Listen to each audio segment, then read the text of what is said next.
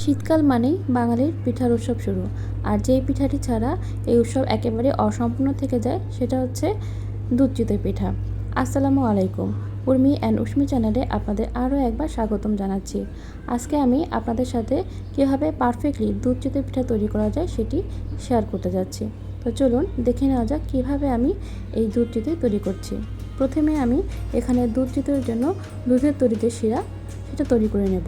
এখানে আমি 4 পোয়া দুধ জাল দিয়ে কমিয়ে 3 পোয়া করে নিয়েছি। দুধ কিছুটা ঠান্ডা হলে আমি এতে কিছুটা দারচিনি এবং এলাচ যোগ করে দেব। এরপর আমি এতে গলানো গুড় অ্যাড করব। এখানে আপনারা যেরকম মিষ্টি খান সেই অনুযায়ী গুড় অ্যাড করবেন।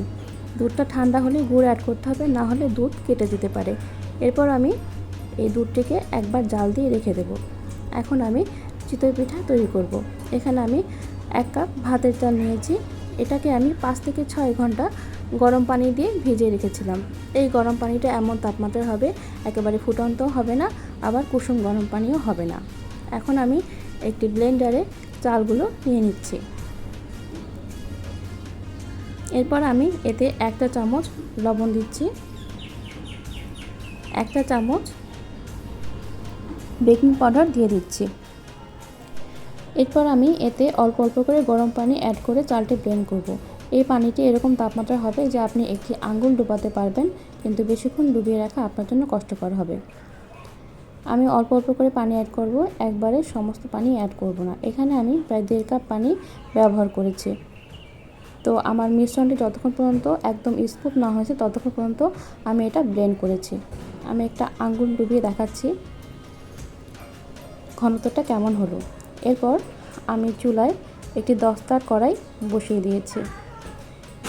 কড়াইয়ে আমি কিছুটা তেল দিয়ে মুছে নিয়েছি। এরপর ঢাকনা দিয়ে আমি কড়াইটি 10 মিনিট গরম করে নেব। একটি মিক্সিং বলে আমি মিশ্রণটি ঢেলে নিয়েছি। এভাবে বারবার চামচ দিয়ে এটা নেড়ে নিতে হবে। আপনারা চাইলে ডাল ঘুটনিও ব্যবহার করতে পারেন। 10 মিনিট পর আমি কড়াইটি একটি ভেজা কাপড় দিয়ে মুছে নিচ্ছি। এরপর একটি চামচের সাহায্যে আমি ব্যাটারটি কড়াইয়ের ভিতরে দিচ্ছি।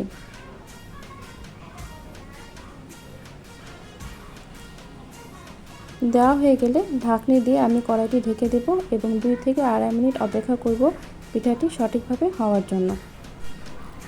2.5 মিনিট পর একটি ছুরি বা চাকুর সাহায্যে আমি পিঠাটি আস্তে আস্তে উঠিয়ে নেব। দেখতেই পাচ্ছেন পিঠাটি অসংখ্য ছিদ্রযুক্ত হয়েছে। যদি আপনাদের পিঠা ছিদ্র না হয় তবে বুঝে নেবেন যে ব্যাটারে আরও একটু গরম পানি অ্যাড করতে হবে। সেক্ষেত্রে আপনারা আরও একটু গরম পানি অ্যাড করে নেবেন। তো মাশাআল্লাহ, পিঠাটি আমার অত্যন্ত নরম এবং তুলতুলে হয়েছে এবং অসংখ্য ছিদ্রযুক্ত হয়েছে। আপনারাও বাসায় চেষ্টা করলে এভাবে প্রথম চেষ্টাতে সফল হয়ে যাবেন। ইনশাআল্লাহ পারফেক্টলি পিঠা তৈরি করতে পারবেন। এভাবে আমি সমস্ত পিঠা তৈরি করে নেব।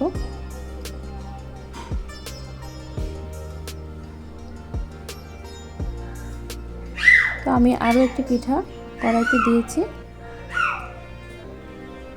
প্রত্যেকটি পিঠায় আমি এভাবে চাকু দিয়ে উঠিয়ে উঠিয়ে আমি যে দুধের শিরাটি তৈরি করেছিলাম সেখানে এই গরম গরম অবস্থাতেই পিঠাগুলো দিয়ে দেব।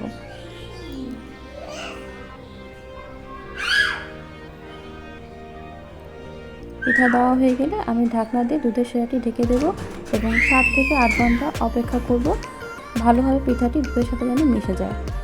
7 থেকে 8 ঘন্টা পর আমি পিঠাগুলো পরিবেশন করব। মাশাআল্লাহ, খুব ভালো হয়েছে। আপনারা চাইলে বাসায় খুব সহজে এই পিঠাটি এই রেসিপি অনুযায়ী তৈরি করে নিতে পারবেন। তো আমার আজকের ভিডিওটি এ পর্যন্তই। আপনারা সকলে ভালো থাকবেন, আমাদের জন্য দোয়া করবেন। আল্লাহ হাফেজ।